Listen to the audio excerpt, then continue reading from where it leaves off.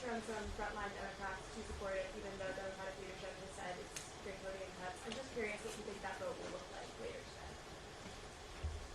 The members of the Ag Committee on the Democratic side have been engaging in multiple discussions with themselves, evaluating the legislation, figuring out which amendments should be offered, but all have made clear that the $30 billion cut to SNAP benefits is unacceptable, unconscionable, and un-American. The effort to roll back the progress that has been made on combating the climate crisis in connection with the Inflation Reduction Act is unacceptable. Our planet is at risk. We've taken important steps to try to address it. That the extreme MAGA Republicans, in connection with this partisan farm bill, want to roll back. That said, we have to see how the markup unfolds, what amendments are offered, what amendments are accepted, before any individual member on the Democratic side can make a fully informed decision about how to proceed. Second row. Thank you. I want to follow up on that question. So are you encouraging your members to vote against this, or do you think that they should vote this way? We always encourage members to evaluate the legislation, both as it has initially been presented and in the context of a markup, what is the final product for consideration. There are ongoing conversations that have taken place, driven by the Ag Committee Democrats, that has been thorough and thoughtful and engaging. And so we'll just have to see the outcome of the markup. It's hard for me to understand why any Republican would vote to cut nutritional benefits to children and veterans in such a draconian way. But that is what is being proposed by House Republicans. And so let's see what happens at the end of the markup. There's quite a few members of the caucus who seem to express concern about that Yahoo addressing Congress. Is that something you think should happen? I'm in conversation with various parts of the House Democratic caucus, and in advance of those conversations being thoroughly completed, I'm not in a position to comment on what our position will be, particularly because there are ongoing discussions, as I understand it, led by Speaker Mike Johnson. To that end, can you characterize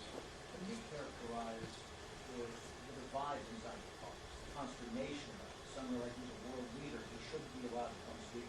Others are like, no, he's a war criminal. This is a simple question. This is a simple question. The divide is overstated. The Republicans have repeatedly tried to make Israel a partisan political issue and divide Democrats, and they have failed. They have failed. By the way, the majority of House Republicans voted against sending $3.3 billion in security assistance to Israel in March of this year. The majority of House Republicans voted against sending $500 million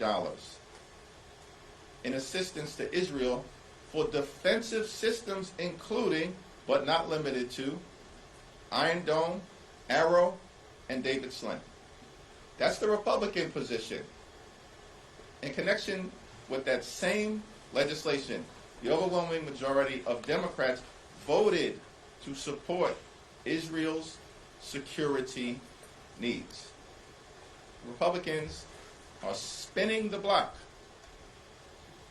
and they've done it for years, trying to divide Democrats when, as it relates to any of our Democratic allies, including Israel, including Ukraine, and including Taiwan, these should be nonpartisan issues that are evaluated solely through the needs of America's national security But your interests. members have spoken out against Netanyahu. I mean, you had Alexander Ocasio-Cortez saying this would not bring down the temperature. I mean, there are divides there. I understand what you're saying about the Republicans, but there are divides. Here's our view. Unity is different than unanimity. Unanimity occurs when you are part of a cult. And when you are part of a cult, it doesn't matter how outrageous, outlandish, and un-American the directive or position may be. When the cult leader says jump, you say how high. Or show up at the courthouse all wearing the same red tie uniform. Unity is different than unanimity. We remain unified around the perspective that we're going to continue to put people over politics, solve problems for hardworking American taxpayers, get things done, and deliver real results, while at the same time pushing back against the extreme MAGA Republicans. There is no one who can reasonably look at the 118th Congress, ask a question about being divided and disunified, and direct that at House Democrats. Are you kidding me? We're the ones who have held together repeatedly to get things done for the American people, including as it relates to avoiding a catastrophic default on our debt, passing the National Defense Authorization Act, sticking together to successfully win a discharge petition on disaster assistance, consistently avoid government shutdowns, make sure we reached a spending agreement that provides for the needs of the American people, and push back against the pro-Putin Republicans led by Marjorie Taylor Greene, who wanted to destroy freedom and democracy throughout the world in the context of defunding the Ukrainian war effort. Can anyone reasonably take the position based on that record of delivery for the American people across the ideological spectrum in the House Democratic Caucus that Republican efforts to divide us has had any modicum of success? Of course not. Of course not. They should be embarrassed by the futility of what they have tried to do. While at the same time, the ongoing GOP civil war is raging. House Democrats had to save the extreme MAGA Republicans from Marjorie Taylor Greene because they can't control her. They can't control her. And so, it's nothing but puppies and rainbows on the House Democratic Caucus side.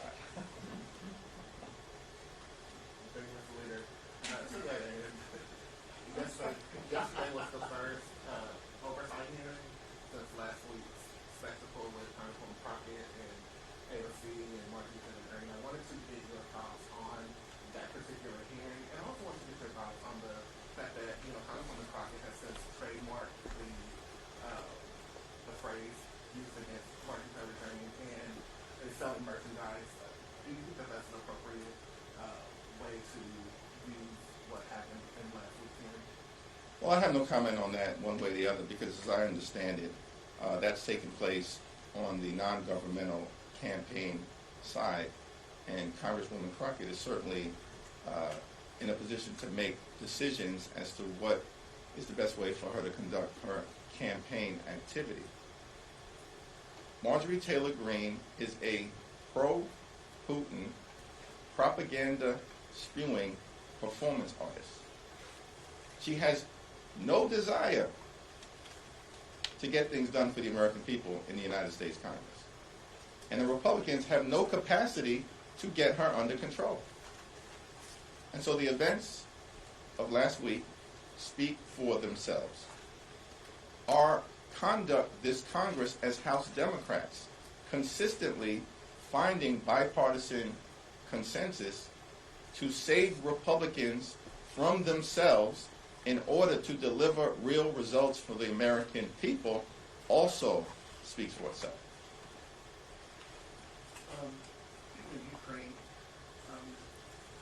should Ukraine be allowed to strike across the border in order to protect its heartbeat?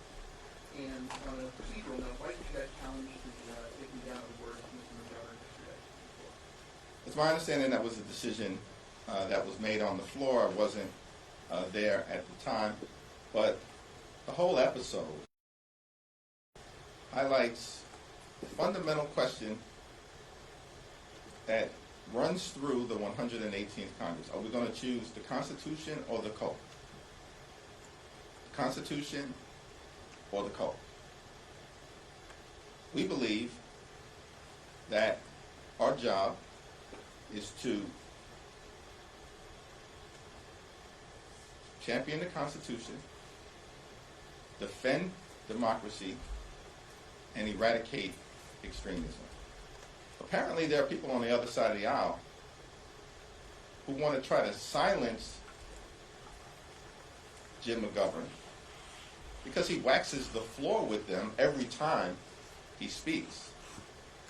Apparently, it makes them uncomfortable, and they just can't handle it, while at the same time giving Marjorie Taylor Greene free rein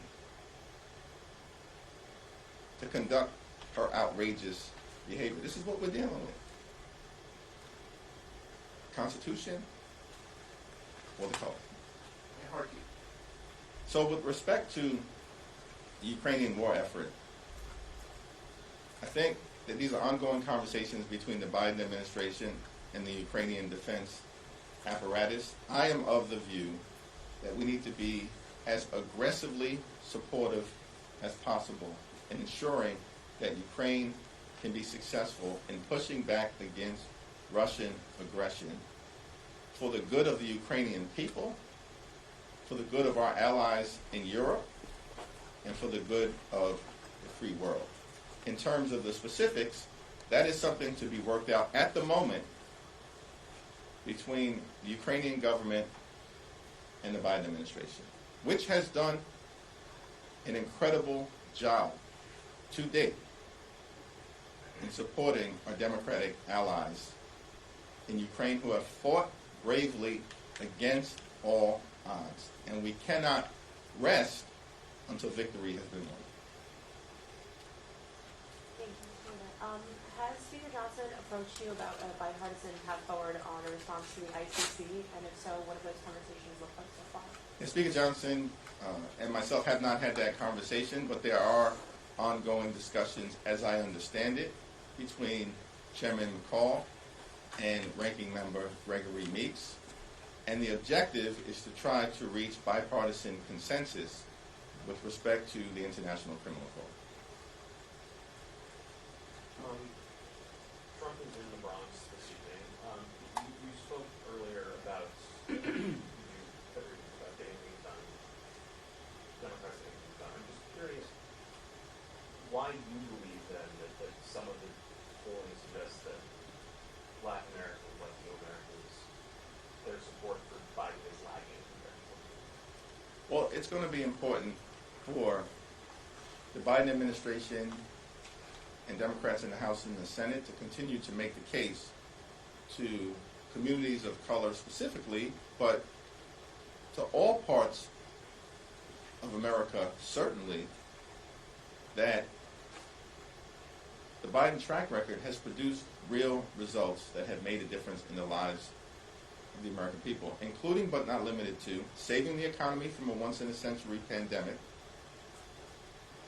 fixing our crumbling infrastructure in a manner that has created millions of good-paying jobs, ensuring clean water in every community, passing gun safety legislation for the first time in 30 years that will save lives, including in the Black and brown community, making sure that we provide over 1 million veterans with access to health care who are suffering from harmful exposure to toxic substances, burn pits, and Agent Orange, bringing domestic manufacturing jobs back home to the United States of America, supporting science, technology, engineering, and mathematics education for our young people. And of course, driving down the high price of life-saving prescription drugs for millions of Americans, including capping the price of insulin at $35 per month for those on Medicare, who are disproportionately, in terms of dealing with diabetes, Black and Latino. Historic investments in Latino serving institutions, historic investments in Black colleges and universities, Latino unemployment, African American unemployment down, home ownership, and job creation in those communities, as is the case across all of America up. But we also recognize that there's more that needs to be done. And we're going to have to articulate a vision that's compelling over the next 4 years as to how we will continue to put people over politics, get things done, finish the job, lower costs, end price gouging, confront housing affordability, keep our communities safe, fix our broken immigration system, including by working on the issue of dreamers, farm workers, and family reunification, excuse me, while at the same time addressing the challenges at the border. We have a track record to make a compelling case and an important vision for the future, and we are just going to have to aggressively lean in over the next several months. Go here, and then. Following up on Republicans taking down Congressman Douglas, have you raised any concerns about that? He and I haven't had an opportunity to have a conversation subsequent to that happening. So this week we've seen the Senate chaplain as well as the State Department offer condolences to the Iranian president. Do you have an issue with that, considering his record of human rights violations, especially some that people may consider to be sexist and homophobic? Yeah, I have no comment one way or the other on what any religious figures may do in the context of an accident or the death of any human being. I've had no comment on that situation one way or the other myself. Thank you. Back to the ICC quickly. We saw your statement after they introduced these charges, these recommendations, war crimes against Prime Minister Netanyahu. More broadly, though, do you consider the ICC a legitimate body? Do you think it does have some value in the global debate over war crimes and human rights and that sort of thing? And if so, knowing that the United States hasn't ratified, if so, does it not kind of delegitimize it if you're saying, well, these recommendations are okay and these recommendations are not? Milosevic is okay and Netanyahu is not. How do you square those two things? The United States, as you've pointed out, is not part of the International Criminal Court at this particular moment in time, and I think that's appropriate. Last question. So, what do you make, what's your opinion on Senator Schumer advancing that security package that stalled? Was it like 3 months ago now? That included some border provisions. Does that have a place in the House if by some miracle it passes the Senate? Let's see what happens in the Senate, but I understand why Leader Schumer has chosen to advance legislation that is bipartisan in nature as part of an effort to actually try and address the challenges that we confront at the border. We have a broken immigration system, and we need order at the border. And we should enter into a bipartisan discussion about how to solve the issue as opposed to what's happening on the extreme MAGA Republican side, which is simply to try to weaponize the issue politically. The extreme MAGA Republicans are not serious about addressing the challenges that clearly exist at the border, which is why they detonated their own legislation after holding up Ukrainian security assistance for months by claiming that we needed border policy changes. And once the border policy changes were agreed upon, they walked away from legislation designed to meet the challenges at the border because they were ordered by their puppet master to do that thing. Walk away from their own bipartisan legislation that they insisted upon for months, because Republicans are not interested in solving problems. They simply want to weaponize issues and divide America while engaging in political stunts because they think it will help them politically in November. Democrats are going to continue to be reasonable, responsible, and results-oriented. We need more common sense and less chaos in Washington, D.C.